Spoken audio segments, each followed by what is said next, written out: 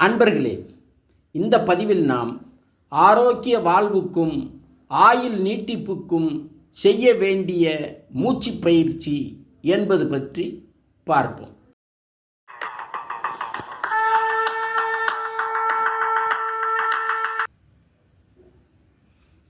மூச்சு பயிற்சியில் பல வகைகள் உள்ளது. அவை ஒவ்வொன்றும் வெவ்வேறு முறைகளில் செய்ய வேண்டியவைகள் ஆகும்.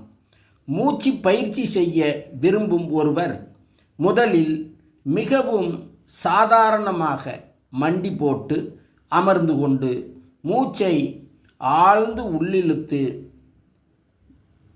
வெளிவிட வேண்டும். இவ்வாறு 6 நிமிடங்கள் செய்ய வேண்டும். அதன் பின்பு 6 நிமிடங்கள் இளைப்பாற வேண்டும். இது நன்கு பழக்கத்திற்கு வந்த பிறகு 4 வரை எண்ணி மூச்சை உள்ளிழுக்க வேண்டும். பிறகு 4 வரை எண்ணி மூச்சை வெளிவிட வேண்டும். இந்த எண்ணிக்கையை படிப்படியாக 6ஆகவும் 8ஆகவும் உயர்த்தியும் கொள்ளலாம்.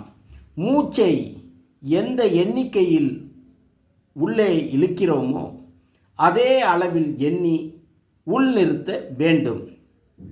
பிறகு அதே அளவு எண்ணிக்கை இடைவெளியில் மூச்சை வெளிவிட வேண்டும். இதனை முதலில் 6 என்ற எண்ணிக்கையிலும் பின்னர் 8 என்ற எண்ணிக்கையிலும் செய்து வருதல் வேண்டும். இதற்கு அடுத்ததாக மூச்சை உள் இழுத்தல், மூச்சை உள்ளேயே நிறுத்துதல், மூச்சை வெளியிடுதல், மூச்சை உள் இழுக்காதிருத்தல் என்பதை 6 அல்லது 8 என்று எண்ணும் இடைவெளி அளவில் செய்தல் வேண்டும். அடுத்ததாக மூச்சு பயிற்சிக்கு நரம்புகளை சுத்தப்படுத்துவது அவசியம். அப்போதுதான் மூச்சு காற்று நரம்புகளில் எளிதாக உள்நுழைந்து செல்ல ஏதுவாகும். இவ்வாறு நரம்புகளை சுத்தப்படுத்துவதற்கு 2 வழிகள் உள்ளது. ஒன்று உடலை சுத்தப்படுத்துவது, மற்றொன்று உயிர் மந்திரங்களால் மூளையை சுத்தப்படுத்துவது. புறவெளியில் வெப்பம் அல்லது குளிர் அதிகமாக இருக்கும்போது வலது நாடி அதிக வேலை செய்யும்.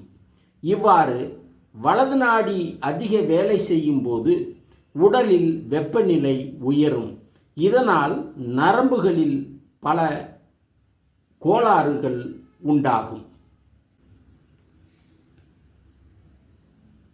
அதுபோல் இடது நாடி அதிக வேலை செய்யும் போது உடலில் வெப்பநிலை குறைந்து குளிர் மிகுதியாகும்.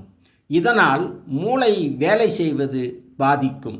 ஆகவே மூச்சை அடக்காமல் மூக்கின் 2 துவாரங்களிலும் மாற்றி மாற்றி மூச்சு விடுவதால் உடலில் வெப்பநிலை ஒரே சீராக இருப்பதற்கு வழிவகுக்கும்.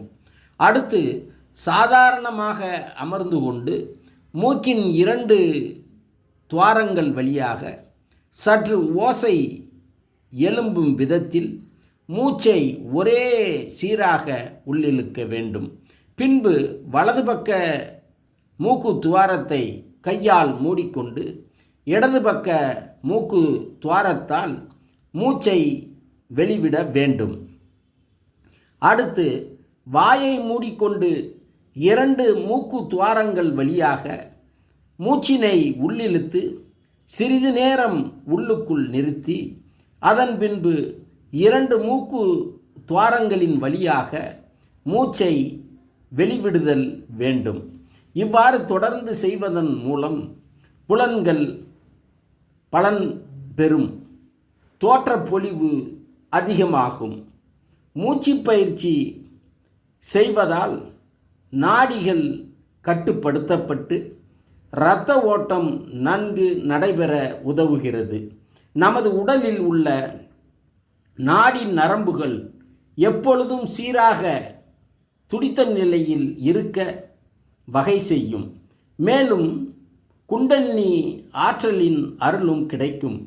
சூரியனின் முன்பாக இம்மூச்சு பயிற்சி செய்வதன் மூலம் நாடிகள் நல்ல முறையில் இயங்கும், மனம் அமைதி அடையும், சோம்பல் நீங்கி சுறுசுறுப்பு உண்டாகும், வயிற்று பிரச்சனைகளும் தீரும், நுரையீரல் நன்கு விரிவடையும்.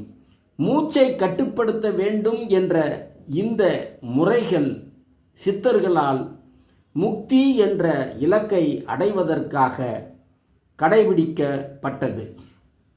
ஆதி 11 சித்தர்கள் அனைவரும் மூச்சு பயிற்சியை ஒரு கலையாக பயின்று அதன் மூலம் அட்டமா சித்திகளை பெற்று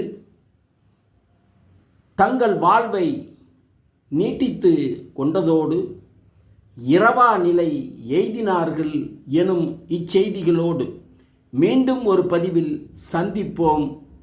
நன்றி.